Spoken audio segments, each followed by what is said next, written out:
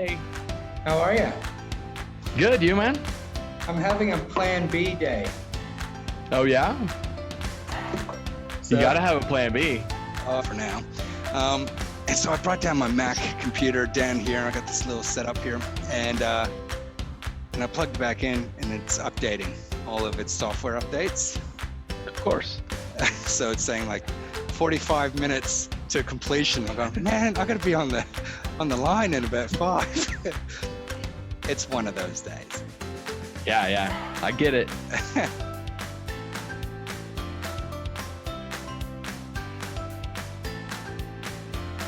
All right, guys. Hi, Sean here from Kinektion. And right now we're doing a 8-part series on building resilience in uncertain times. And, you know, right now seems like the perfect time to be talking about this subject. At the time of this recording, we have COVID-19 that's just plaguing the world. And right now the borders are being shut in America and Canada, and where I am in Australia, they're pretty much about to be shut as well.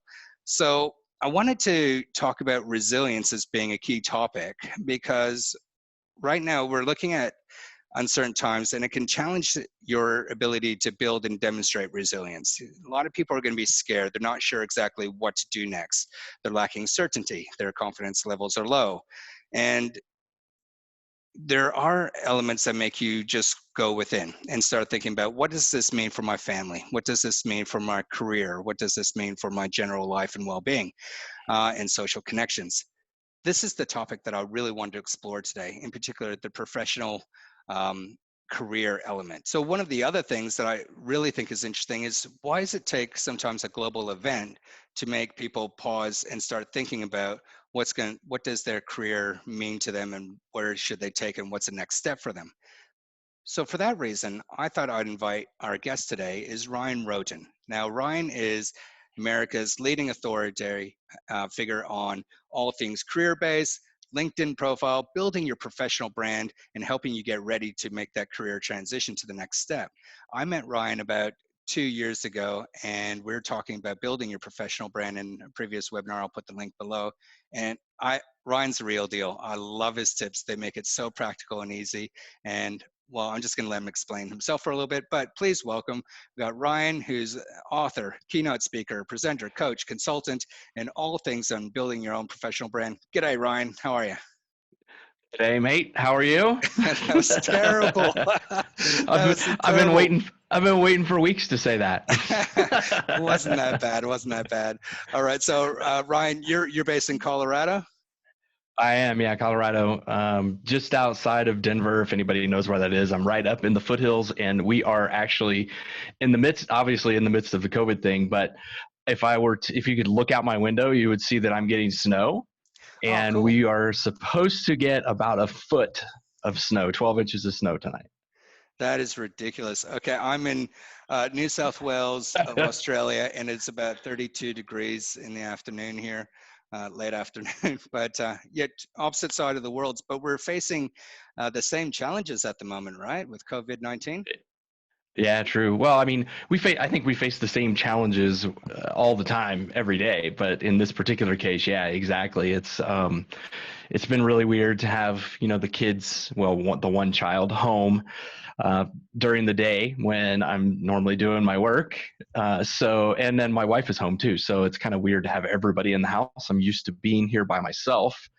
So I'm learning how to be more productive, or as productive, when I'm by myself versus when I'm with everybody else in the house, creating all this chaos. And a lot more tidier, I imagine. Well, I think I self-quarantine myself up here, so I can keep a handle on things up here. That's great. You're right that we do face a lot of the same challenges, all the time, and we'll get into that a bit more in a little while. But I just want to ask, what's the sentiment like over there at the moment? Well, it's an interesting, I think it's starting to finally become more of a realization that this thing is not made up. It's real. It's happening. And, so one of the things you said struck me, what's you're thinking about what this stuff means for my career. And my son, his first day when when all this stuff started happening, he wanted to go out and hang out with his friends. I'm like, dude, you can't do that. You can't go hang out with your friends. I'm sorry. I have to be the bad parent. And his quote was, what are you worried about? It's never going to happen to me. And I think a lot of times in our careers, especially, we kind of get into this groove where, there's a sense of normalcy. Something like things just happen. There, you get into this daily routine, and you don't think that things could happen to you. You may see it happen to somebody else. Say somebody gets laid off from work, or they're made redundant, and you get that same mindset of, well, that's not going to happen to me, until the day that it does. Yeah. And then you have a whole completely different set of mind things that start to play with you that I'm sure we'll talk about. But when you said that, I just heard my son say, well, that'll never happen to me. But the truth is, it could.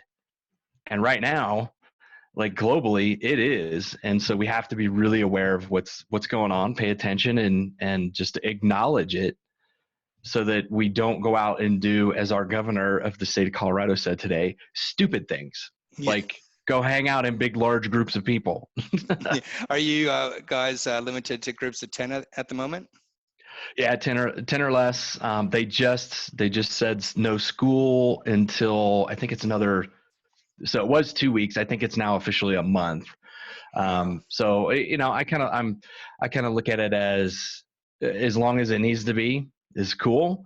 But I do feel for the kids who, like my son is a senior in high school. He's going to graduate this year, and then he's off to university in the fall. And, he may not actually have a graduation ceremony. He may just get a diploma in the mail. So, we've been kind of talking to him about that kind of stuff, seeing how he feels about it. Obviously we feel differently as parents about it, but, I want to make sure that he understands why, and that it's okay. And it's not, it's not the end of the world that you don't get to walk up to get your diploma. So we're kind of handling those things as they come up. Yeah.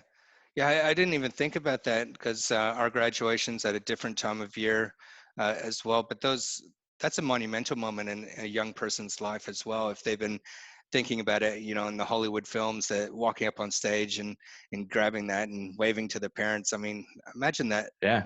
That could actually have a big impact on the way a lot of people are thinking right now.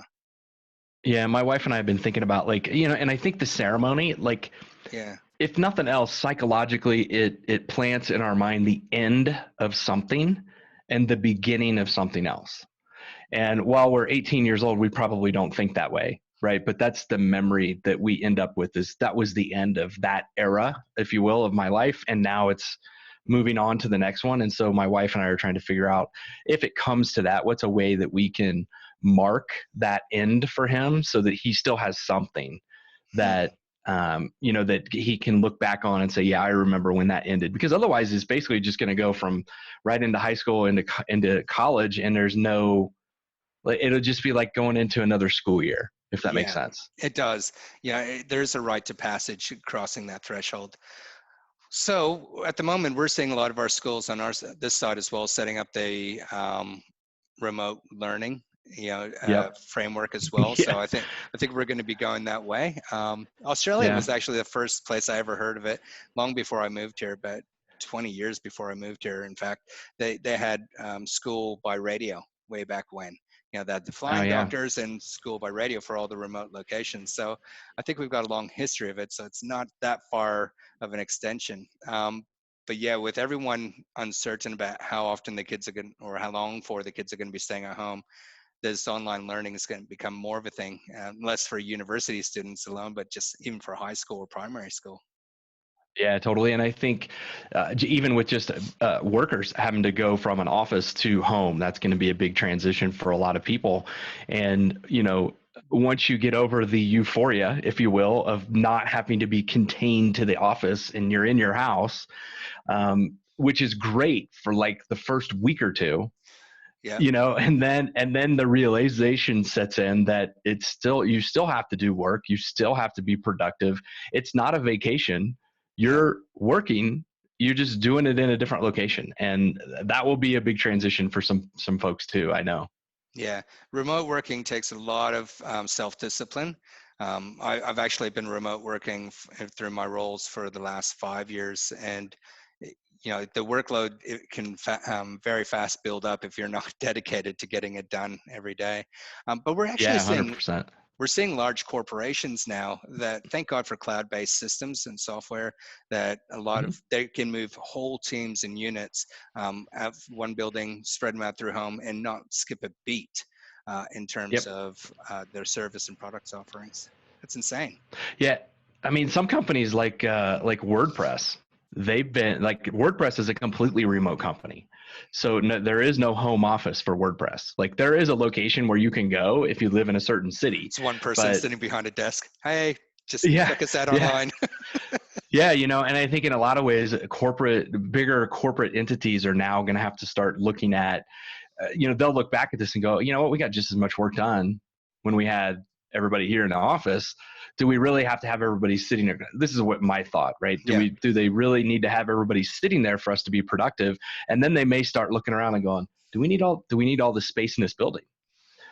Because I think as long as you have a game plan for working at home and your bosses and your leaders set parameters for you, and they give you the technology to do it. I mean, when I was in corporate, I used to say all the time, you give me a laptop and a cell phone, but then you make me come and sit at a desk for 8 hours a day.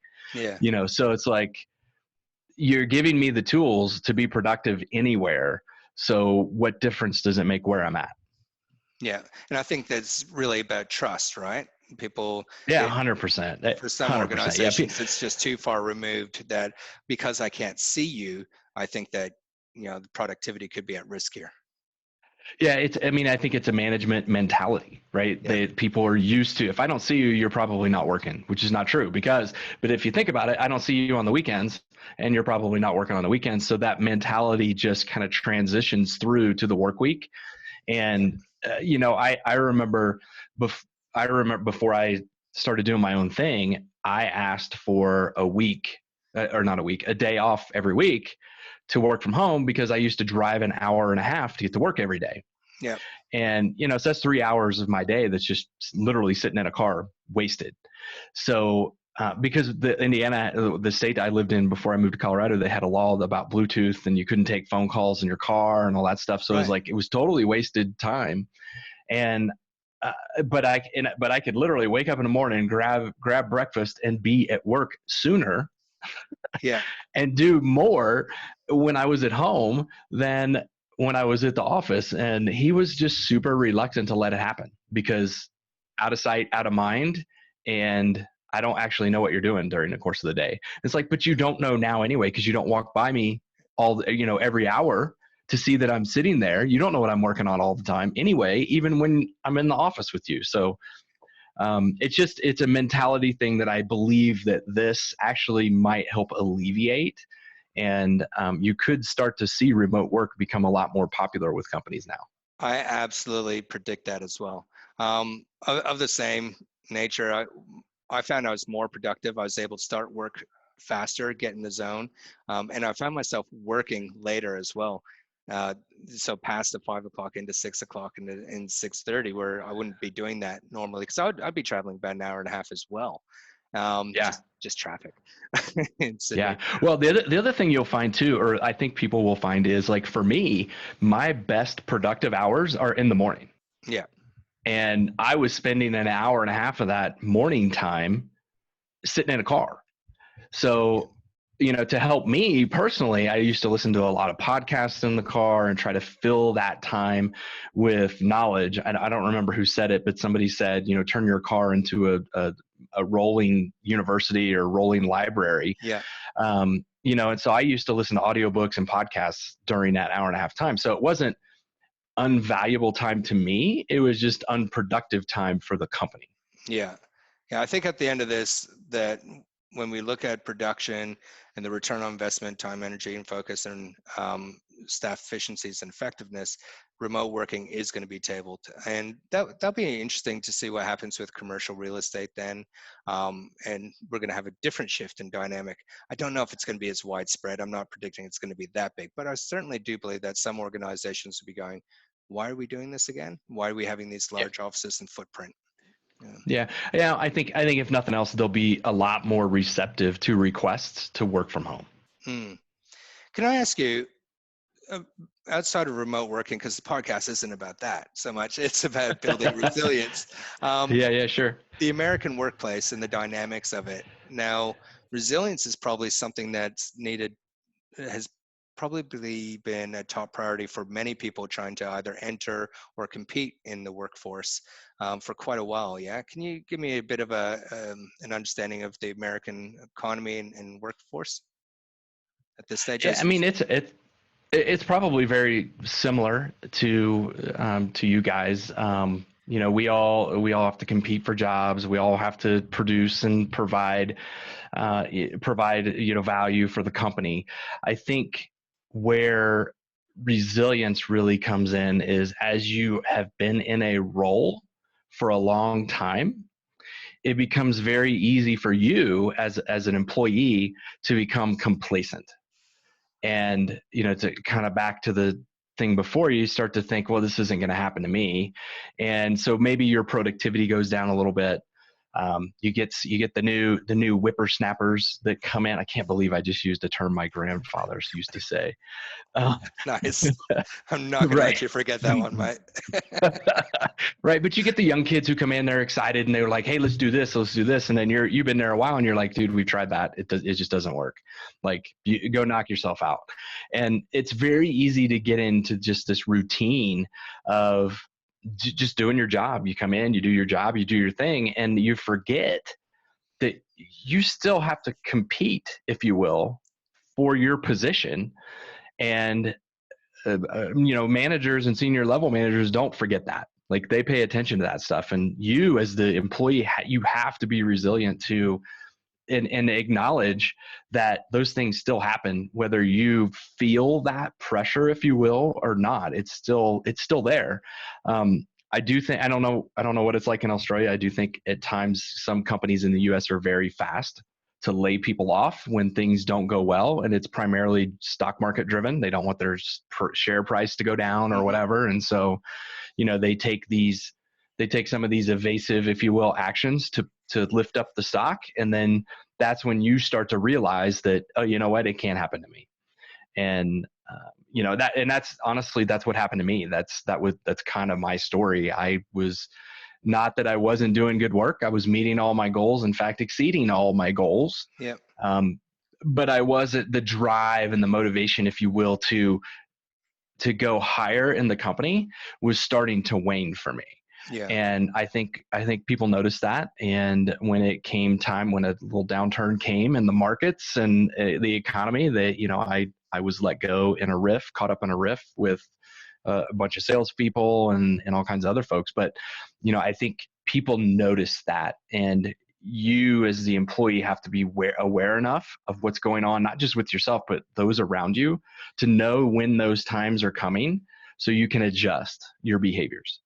Yeah, in preparation for our talk today and thinking about that situation for others and not realizing that you've gone through it yourself, so I might come back to that if you don't mind, but I thought about two words: adversity and resilience. And adversity is, the action, I guess, of facing that challenge and going through it, but the resilience is more rolling with it and taking a success mindset or a growth mindset, or seeing the positive in not so much a combatant approach, but more, okay, this is what it is. What's in my circle of control now? Can I ask you, when you went through that yourself, how did it affect you? And if you can, without naming names, how did it affect some of the others that were caught up in it as well?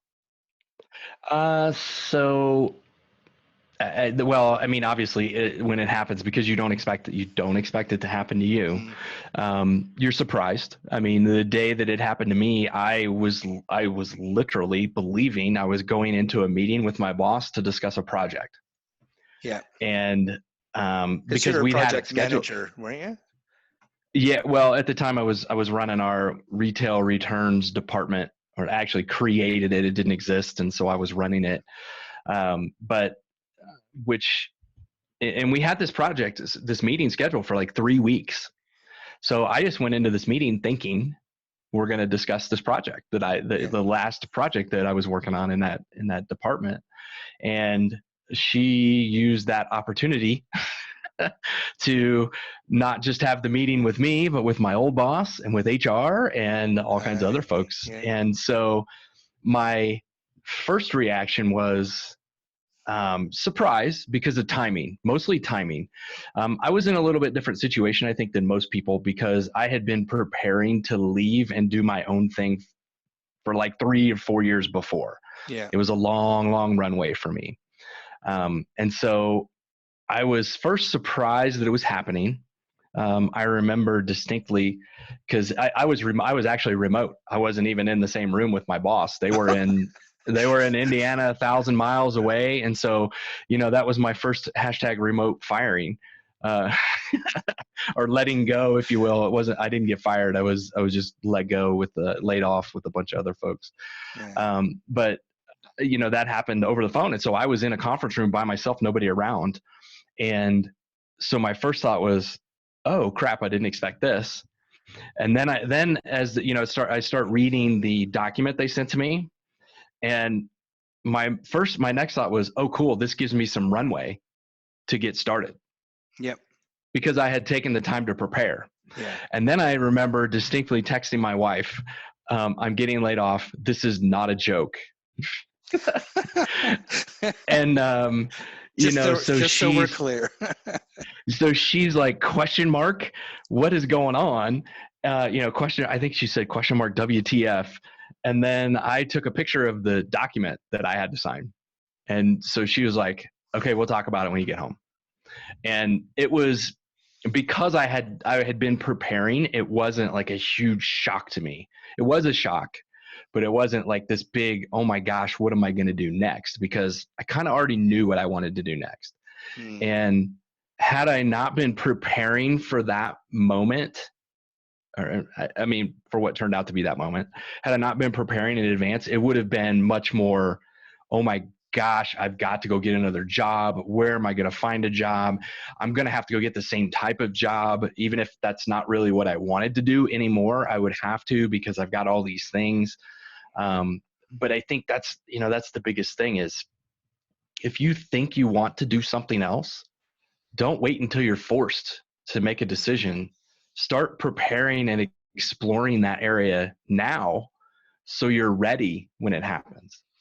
Yeah, I think that's amazing, actually. If you think about the steps you did all beforehand, you almost needed this event to give you a kick in the butt to actually probably get going, didn't you? Well, I tell everybody, and I'll tell you this, but literally in the back of my mind, I'm not 100% sure it would have happened, but I was preparing to leave the company. Like, I was going to quit 6 months after they let me go. So I got let go here. I was planning 6 months later to quit at a certain milestone. And there's always a part in the back of my mind that says, would you have really done it? Because I mean, it was a good job. It paid very well, had benefits. There was a lot less risky from a traditional standpoint of having a steady paycheck. But it was also just something I was ready to move away from. And so I had, like I said, I didn't prepare on purpose. I actually prepared accidentally, because prior to getting let go, I had been turned down like 3 years before that for a big promotion. And that was really my first big wake up call to, okay, wait a minute, maybe this corporate ladder thing isn't like as real as what most people think it is. And that's when I started doing a lot of soul searching, really trying to become more self-aware. It's where I learned a lot about personal branding. It ultimately resulted in me, writing my book. Hold on, bring that back. I mean, it did a lot of, in hindsight, it did a lot of really good things for me to not get the promotion. But it's just one of those things, like when bad things happen, you have a choice to make. You continue status quo and just keep doing what you were doing, or you take that moment and you say, is this really what I want to keep doing? And am I being given really an opportunity to go do something different? Because so many of us go to school, we get a degree, and we think that's the thing that I have to do for the rest of my life. And it's just not true. Yeah. So for the three things that just came out for me in what you're sharing there, I think you had the support of your wife. You know, there Totally. wasn't a meltdown. It was like, okay, we'll talk about it when we get home. I think that's really important when it comes to resilience, and having that connection or support is there. I also think you had a clarity of thought about it. Really helped you get clarity. All these little things happening, it drove you to a greater focus about, oh, okay, well, what is it that I do want? Yeah. So I think clarity is really important too in resilience. And the last thing, you had a winner's mindset. You didn't have victim mentality of just rolling over and going, oh, woe is me. It actually, okay, so what can I do with this challenge now? Does that sound about right? Yeah. Yeah, no, 100%. And ironically, I was let go. So the week that I was let go, I'm going to share a lot of personal stuff here. Hope you don't Please. care. No, great. The week that I was let go. So Monday, it was like things aligned. But when you're in the moment, you don't look at it this way. Like this is looking back 2 years on clarity and gaining that clarity. But on Monday, my wife accepted a job with a 40% increase in pay. Wow. She didn't start it, but she accepted it. Wednesday, I was let go. So I went from what I was making, which was a lot of money, to zero, literally overnight. And then Thursday, the very next day, I dropped my son off at college, and for the first time.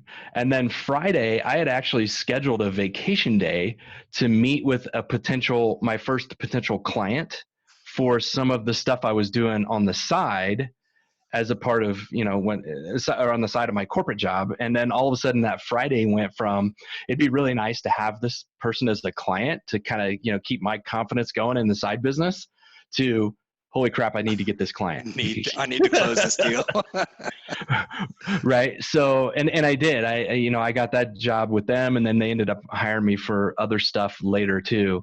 But, it was just really weird the way that week unfolded. It was so many things changed in 1 week that, had I freaked out about any of it, I may not have gotten that thing on Friday. I may have really struggled to drop my son off at college on Thursday. I mean, I did anyway, a little bit, but it could have been a lot worse. But I had prepared, and that's like the biggest thing. I think people have to be prepared for things that they don't think are going to happen to them. Yeah. And wow, I can only imagine what that 3-day or that week must have looked like for you guys. That's insane. So you're preparing this on the side for a while, and when this happened to you, it sounded like you chose to focus on your circle of control as well, rather than still think about your past employer and, oh, can't believe they did that to me, and I got to find a job that's equivalent to that, because I think, as you said, my education, my experience, my responsibilities, my pay, on all those reasons that are all sensible reasons. If anyone, we haven't had mass layoffs here in Australia.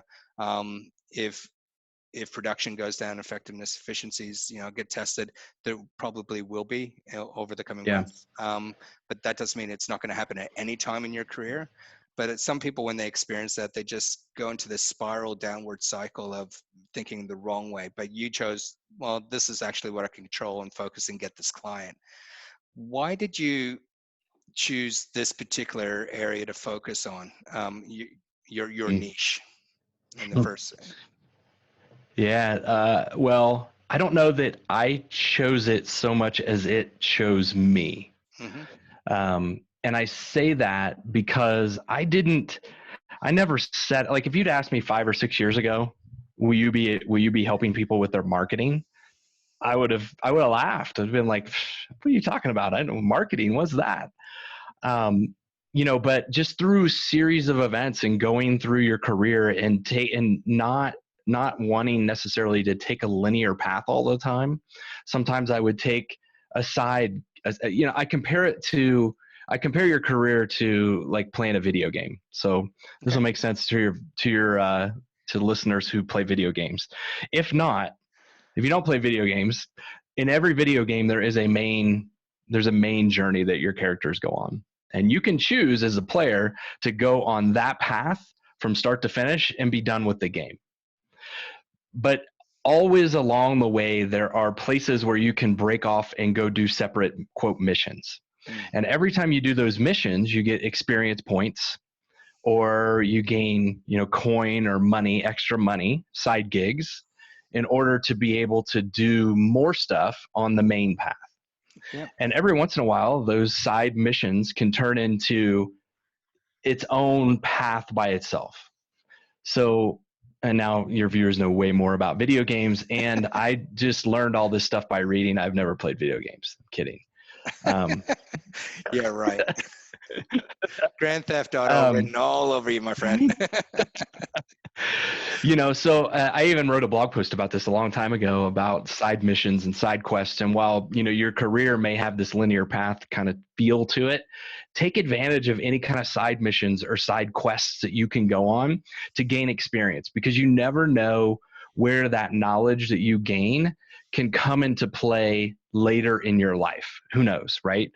At the time, it may feel weird to go do some of those things, but you may look back later and go, oh my gosh, that was the thing that helped me get where I want to go.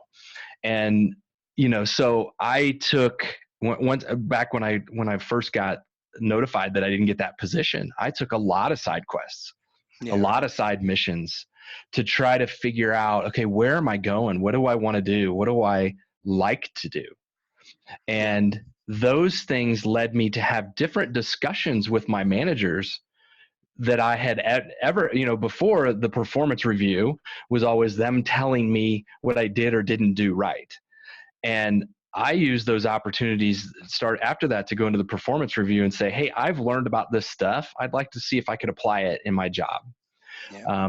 Or, and those types of discussions led to one of my bosses who she's one of my mentors today. I credit her really with kind of the shift and the pivot in my career. But she's like, you know what? You've been doing all this stuff over here. I think you'd be really good at it. Why don't you go try this? And I'll introduce you to this vice president who actually has some positions open. And so I went from 20 years in the supply chain to all of a sudden now I'm in product management. And I'm helping market our products. Beautiful. Totally new. I'd never Yeah. been trained in anything like that. And in fact, my whole thing started, I actually went to college to be a pilot. So like I'm a licensed commercial and instrument pilot. And also I'm a licensed airplane mechanic, but I never did any of that stuff when I got out of school. And so anyway, I ended up in this marketing group. And it really just resonated with me. And I was like, this is it. Like, this is everything I've prepared for has led me to this. This is what I'm supposed to do. And, so it would have been nice if somebody would have just tapped me on the shoulder early in my career and said, hey, you marketing, do that. But that doesn't happen. No. It just doesn't happen. You have to feel your way out. And the only way you can feel your way through your career is to take some of these side quests and missions and just see where they lead you. Yeah, and I think the ways of looking for it or identifying it, because you can do a couple things here and there, and if you get opportunities, but look for the ones that make you feel alive, or to give it greater context, that gives you energy or that you want to put time towards. When you and I were going through building your brand assessments, man, I was going through that assessment phase like nothing else. I was staying up till 3 a.m. The webinar you and I did, that was 4 o'clock in the morning, but I was wide awake, man. Oh, I didn't know that. I would have rescheduled it had I known it was that early, man. I just want to bring it up now. But it's those things, all right? It's those things that give you really tap into your interest, and you're finding that energy and you're putting that focus, thinking about all the experiences you've had in your career. What are those moments? Thinking about the network of people that filled your bucket or have helped you along the way, what type of people they are. And you'll probably find they're probably closely related to the type of person you are. But that gives you great insights, right? About things you love to do, people you love to hang out with, and now where do you deliver the value? So as I said, we haven't had mass layoffs yet, but one of the things that you've been helping people for quite a few years now is understanding their value or standing out. And I suppose that's not by accident, right? It tends to be people who stand out that get the jobs. So can you just 100%. elaborate a little bit more about, the importance of, or how to figure out your value and stand out? Any Yeah. other So tips? yeah, it's a good question. It's a deep question Yeah. too, because there's no surface level answer that I can give you that will make somebody that's listening to this go, oh my gosh, that's me. Yeah. Right. It takes time for you to really think through these types of things.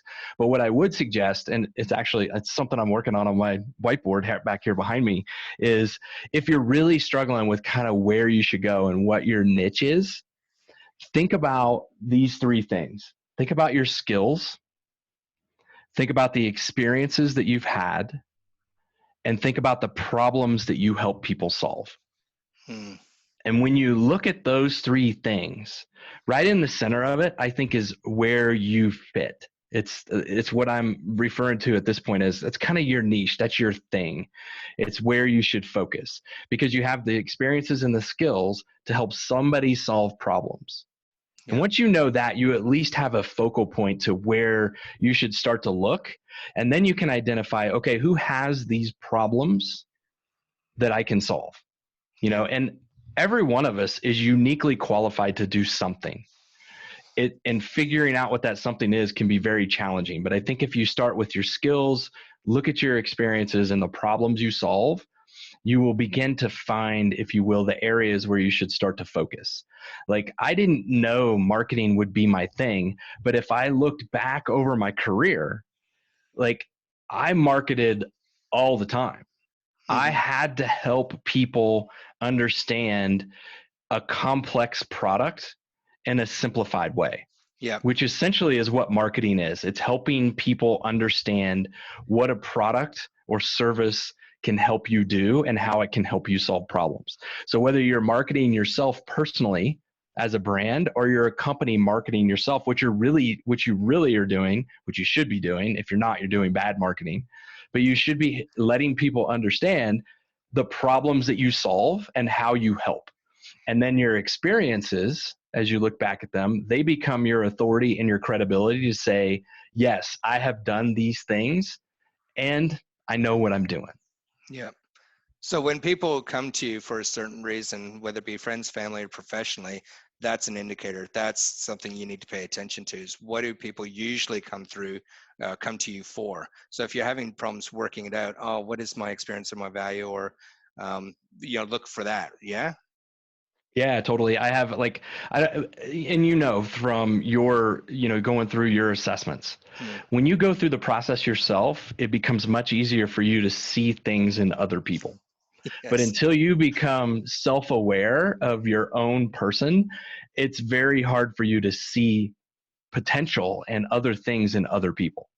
And so, like now, when people come to me within 10 questions, I can pretty much pinpoint where they need to be focusing.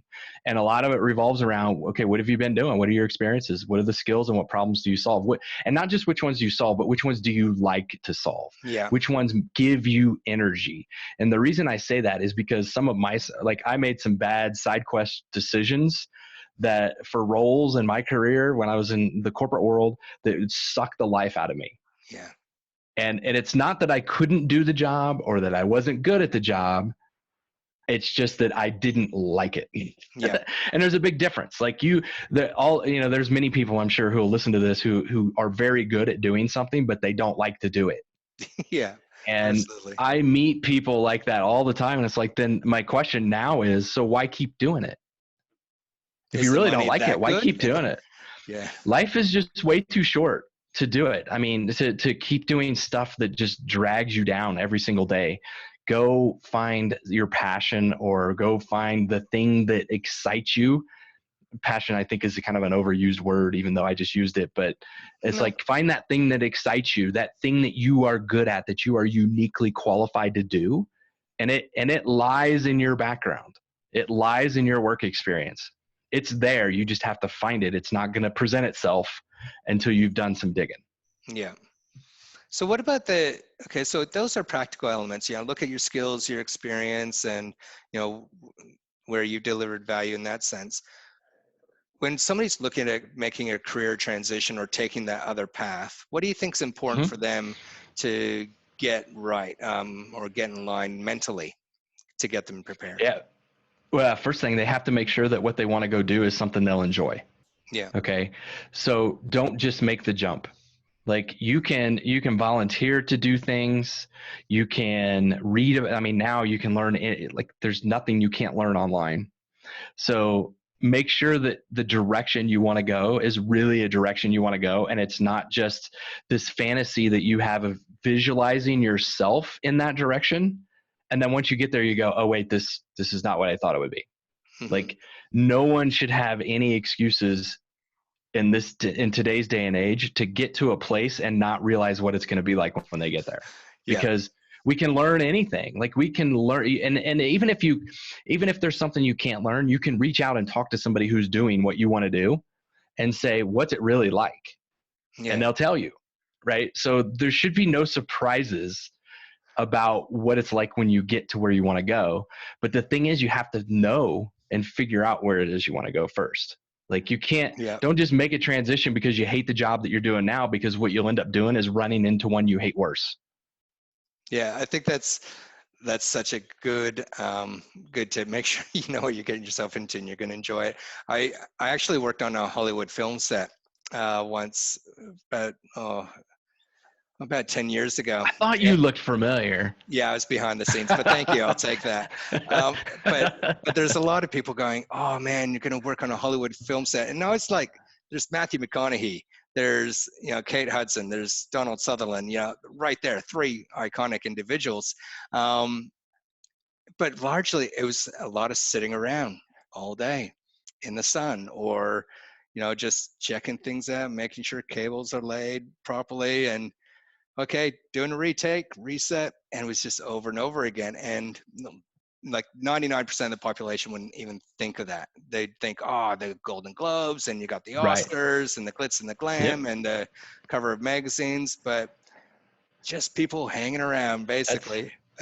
That's for very, very few select people. It's funny you say that, because one of my clients, she's a career coach now, but she also used to work in the movie industry, and she was in special effects. Oh yeah. So she would create the masks and things that the zombies or whatever would wear. And you would think that's amazing. And it probably is for the right people. Yeah. She was not one of those people. She was good at her job, but she did not like it. And she said for like years afterwards, people would look at her and go, you are just crazy leaving a job like that, where you get to do that cool stuff, to be a career coach. And I'm like, hey, but you know what? She's a pretty dang good career coach. She helps a lot more people in that role get where they want to go than she was ever helping in the other role. And she hated the other role. So yeah, who made the better life decision?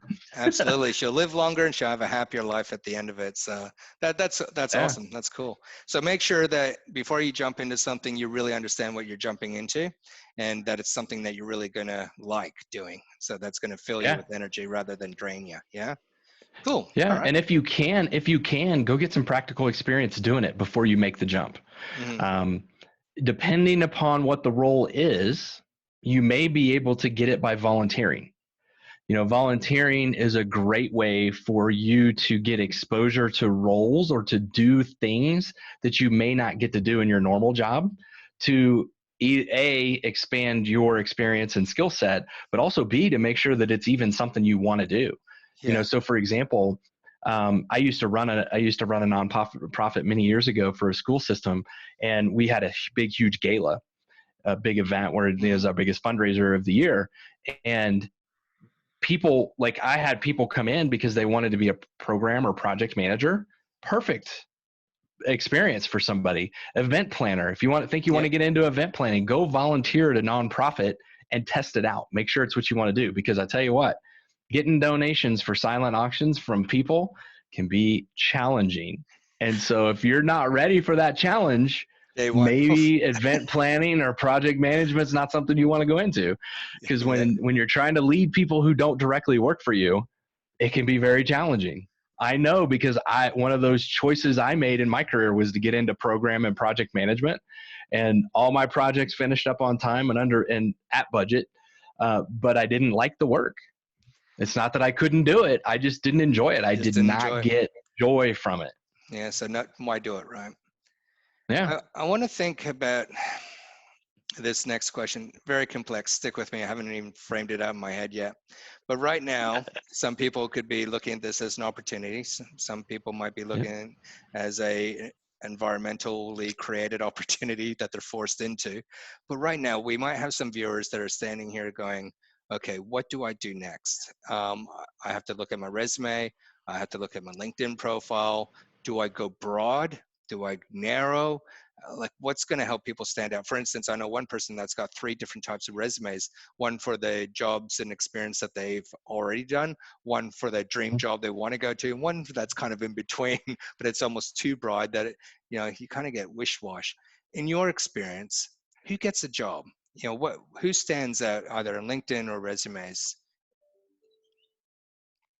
So, well, the people that stand out on LinkedIn and social media are the one. Honestly, they're the ones that are just out there all the time, right? They're not afraid to put themselves out for everybody to see. So they're the ones that you see a lot. If you extrapolate that back into the corporate office, like one of the things I started to notice after, like, if I go back to when I was turned down for the job the first time, Mm-hmm. one of the things I started to notice was that was the people who did get promoted. And those people were also the same ones who were out in public, out in front of the senior leaders. They had exposure to different projects. They were volunteering to get on teams for no other reason than they knew they would get to sit with so and so. Yeah. Right. So they weren't afraid to put themselves out there either. I think tall poppy syndrome, that's like something that you guys Yeah, we talk invented about that in there, right? Australia. Yeah. Yeah. So, and I learned that from Jane Anderson. She's a personal branding She's great. expert down there in your area. She's Yeah. just a great person, a wealth of knowledge. So way more than me, by the way. So if you want to follow somebody on personal branding in your area, definitely check out Jane. She's amazing. But she told me about tall poppy syndrome, and that is, I mean, if you struggle with that, that could be what's holding you back. Yeah. In Like you America, have to be able to put yourself in positions where you can get what you want. yeah, no matter how uncomfortable it may be, you got to strive for it. I think that's a really strong distinction, because viewers in America who watch this, in Australia will watch it. There are similarities here in tall poppy syndrome. Um, I was listening to someone, Todd Coughlin. He's an American real estate agent out and business owner out in America, and he was talking about the concept of crabs. And a bucket of crabs, you put one crab in there, and it'll crawl out of the bucket. It'll get out, find a way. You put 2 crabs in there, they won't do anything for a while. One will start to crawl out, and the other one will pull it back. And Yeah. that right there, that's kind of the tall poppy syndrome, in that we don't want to put ourselves out there too much, because for fear that other people will cut us down. The crabs is kind of the same thing. And what I really respect and admire about the American culture is that no fear of going for it, but be prepared. There will be people that try to pull you back. So Yeah, I think I that's the wouldn't say distinction there's between the two. I wouldn't say there's no fear here. I think it's the same. I think you just see more people who just are like, whatever, I'm going to do it anyway. Maybe a different, just an attitude thing. But I just you have to, like, since I got into personal branding, I really start paying attention to folks and people, and the people that you look up to, the people you see on the news, the people in your office that you look to. The reason you do that is because they put themselves out there. It all comes down to getting more visible, because if you're not visible, you're invisible, which means nobody knows who you are or what you're all about or how you help or what skills and experiences you have or what problems you can solve. So you have to let people know in a way that is not bragging, but in a way that's factual, right? And I would suggest too, I want to drop back to the person with the 3 resumes. Like they need to decide what you want to do. The reason that you're not getting any of those filled is because you haven't made a decision what you want to do. Yeah. Make a decision and just have one resume and say, this is who I am and this is what I want to do, and go for it and put all your time, effort, and energy into one thing instead of trying to divide it amongst 3. Because when you have 3, you're giving yourselves options in case something doesn't work out. It's like, oh, I'd like to do this, but I'm pretty comfortable right here, so I'll just stay here. So it'd be Right. better to make the choice of where you want to go and look to the skills, life experiences that you've had and tailor your resume to align to that rather than, yeah? Yeah, 100%. Because so many things. Here's the thing about us as humans that everybody needs to realize. When you do something over and over and over, eventually it just becomes something you do. Yeah. You forget that what you're doing actually adds value. And so you have to stop and think about, what are the things I'm doing daily? What is the value I'm adding? And oh, by the way, that is really valuable over here too. And if I was doing that somewhere else, I might be able to get paid more money for it. Or I might be able to extract myself from a bad situation and put myself into a good situation and do the same thing if that's what you want to do. But you have to realize that you add value every day you go to work. You add value every time you talk to somebody, a customer, a coworker, a leader, whatever. You're adding value. Those aren't just things you do. They're things that wouldn't get done if it wasn't for you. Yeah. So you have to think about what those things are and remember that you add value every day.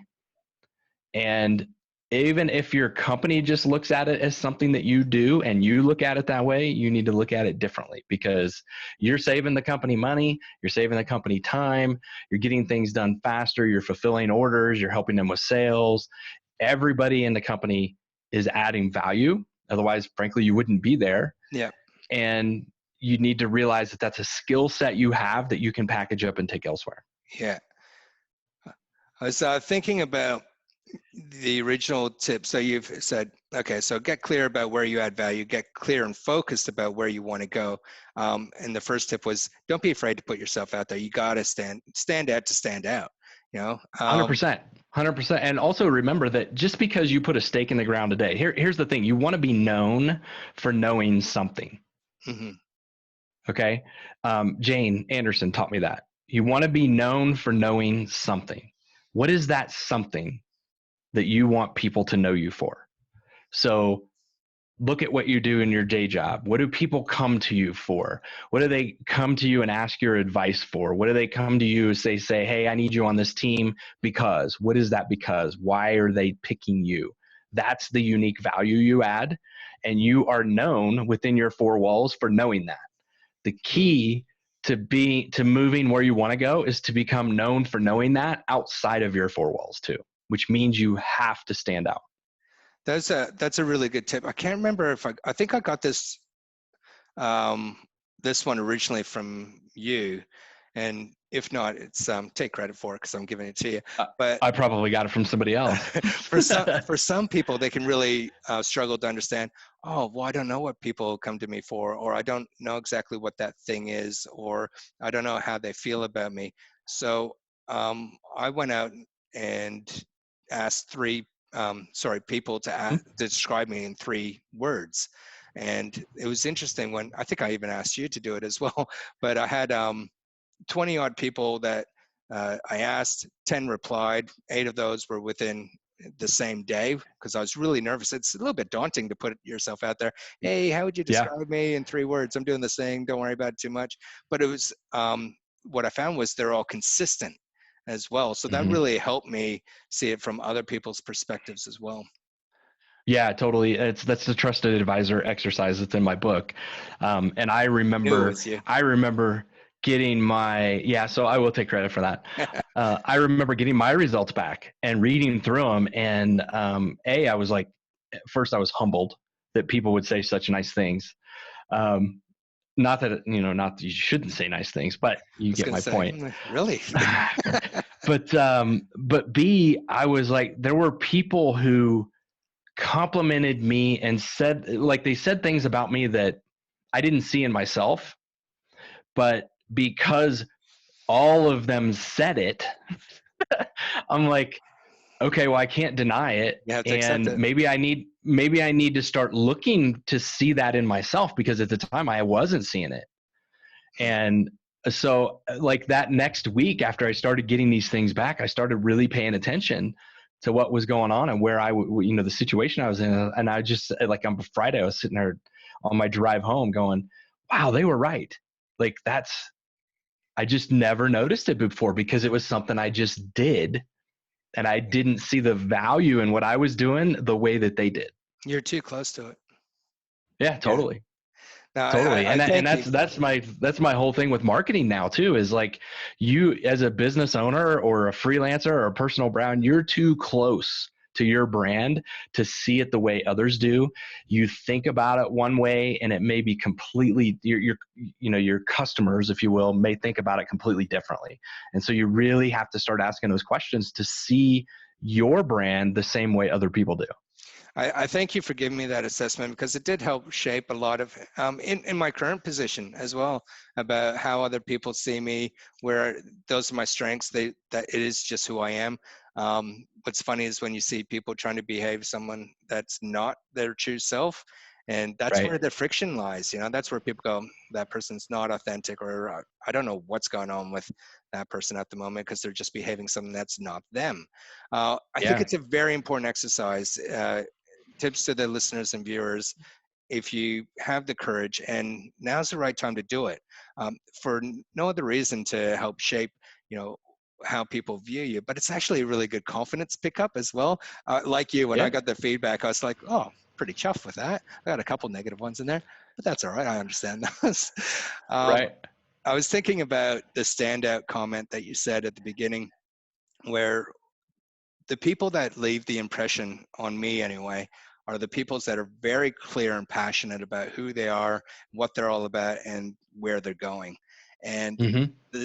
I had an experience about 4.5 years ago, 5 years ago now, that I was in New York City, and not travel. I was traveling by cabs mostly, not Ubers, but every cab driver, I love them, man. I was going, so how long you been driving taxis for?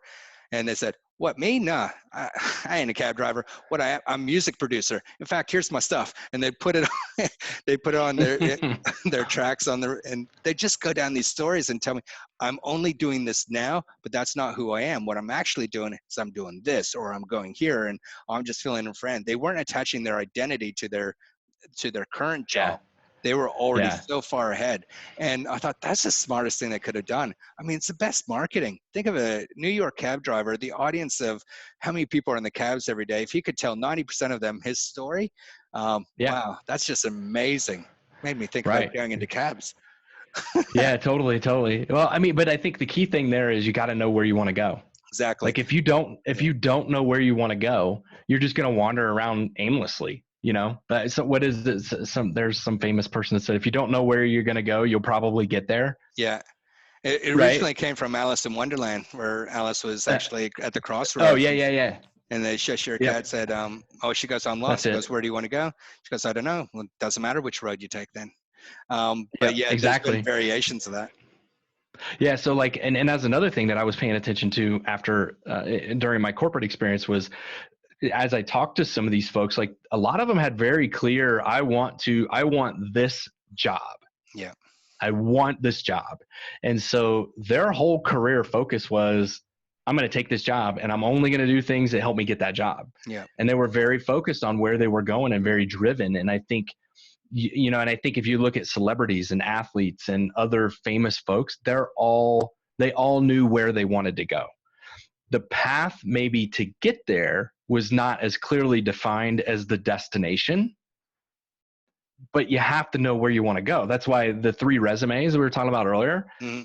they don't know where they want to go. Otherwise, they wouldn't have 3 resumes. Yeah. They'd have just one, Yeah. Back and themselves, go after it. Yeah. yeah. And I think, you can get there eventually, but you can get there a lot faster if you're willing to put yourself out there and you know where you're trying to get to. Yeah, absolutely. Okay, that's really good advice. So standing out, and if you're going to go after it, go with passion as well. So, and energy and clarity and focus. That's awesome. I'm really enjoying this talk, but I can see that we're almost running out of time. So I just wanted to ask you a couple last things, if I could. Yeah, sure. Is if you were going to, I think we got enough tips for today, but if you're building a survival kit, this is going to be a fun one, Ryan. move away for a second. But if you had a survival kit in today's climate, what would be in that? What would be the 2 to 3 items that you would put in your survival kit? Let's see. So I would have, okay, so first of all, I'd have a computer. with Assuming that Wi-Fi. assuming I still have all that stuff, right? Okay. Yeah. I got to have Wi-Fi and all that stuff because the truth is today you can, even if you go all the way to zero, as long as you have a computer, you have an opportunity to A, get yourself out there, and B, make money, because Nice. you can make money online if you know what you're doing. So I would want to have the computer. I would want to have something to sell, Mm-hmm. a product of some kind. And usually for me, that's like starts, that comes from a whiteboard. So I'm combining those into that. I need a computer and a whiteboard. Mm. And then That's a big ass survival kit. now, see, you're not talking like zombie apocalypse survival, right? Because then I would ditch the computers and all that stuff, because who needs that? Like, I'm assuming we still have power and all that kind of stuff. Sure, we'll do 2 survival kits. Go on. Right. And then I don't really know. The third one would be a book of some kind. I don't know what kind of book. I have a few favorites. Career cred. One of them was that. Yeah, one of them is actually I like my book, but if it was a survival mode, I'm not sure I would take my book. There's actually a book written by another person from Australia. His name's Matt Church. It's called Think. Oh, we know Matt. Yeah. Yeah, it's just this fantastic book. It makes me, every time I read it, it makes me think. It's getting torn pages and worn down now. I read it often. But I would probably take that with me, because you got to think of new ideas to put on the whiteboard to create a product to be able to sell online. Yeah. No, that's awesome. Now, if there's a zombie apocalypse scenario, what are the 3 things you'd have in your survival kit? Wow. Let's see. So you probably want to stay warm. So maybe, I don't know, some matches. Yeah. Some kind of self-protection tool. Don't know what that would be exactly, but some way to have protection. Obviously, you need some kind of food, and then I would probably have to carry some beer with me. Yeah, I was going to say whiskey for the antiseptic reasons only, but I'm not far off Yeah, on that one. well, yeah, for that or for barter purposes, right? Yeah, absolutely. Not for personal use. It's been so good catching up with you. Now, I've known you for a couple of years, and I'm a big fan. Not only are you a great, nice guy, but you deliver tremendous value to so many, and myself, and been very generous with your time working with me. And how can other people get to find you and work out how you can help them? Yeah, so I'm you can find me personally. I'm Ryan Rhoten, Rhoten, pretty much anywhere. I don't think I own a social media account that's not that way, or as ryanrhoten.com. My business is on careerbrand.co. And then those are the ways that you can find out about me. I also have an online course called LinkedIn Made Simple, if anybody's into LinkedIn. Actually, that's a really good one. I got a few people that have asked me lately about LinkedIn. I said, I know just the guy. I'll send you some of his material. Yeah. So if anybody's interested, it's called LinkedIn Made Simple. You go to linkedinmadesimple.com. It's not your typical course. I mean, you know me, Sean. I go deep on stuff. And so you start with customers, and I work you all the way through how to use it to search, how to create a good profile, how to do messaging within LinkedIn, how to properly post content for thought leadership and getting noticed, get yourself out there, all that kind of stuff. So if you're looking for a job and you want to know how to reach out to the right people and you want to know how to get found on LinkedIn, this course will help. If you're a business owner and you want to know how to get more leads on LinkedIn, this course will help also. I put 3 groups through the course, like people through the course before I released it. And I took all their feedback and questions and everything and added it all into the course. There's over 60 videos in there right now. Don't let that number freak you out. A lot of them are quick little 1-2 minute how-to videos. Update this, here's how you do it. But it's really a complete course on how to make, literally how to make LinkedIn simple. And if anybody is interested and they go there and they want to enroll in the course, they can use the code Sean and take $100 off. Oh, cool. So SEAN, Sean? Yeah, your Great. name. That's me. All right, guys. So, I feel honored. Excellent. Thank you so much for that. So SEAN, people, it's not the AW or AUN. And anything else coming up for you in the year ahead? I know it's uncertain times, but where are you putting your time and energy and focus to? Yeah, right now I'm putting a lot of time and effort into trying to figure out, like, I'm looking ahead and I'm seeing hopefully what I hope doesn't happen, but what I'm concerned will. And so I'm looking at my skills and my experiences and the problems that I know I can help people solve. And I'm looking at putting together potentially 2 courses. One for sure, one's going to be called the Career Change Accelerator. So it's going to be a 30 to 45 day course to help people go from where they are now to where they want to be.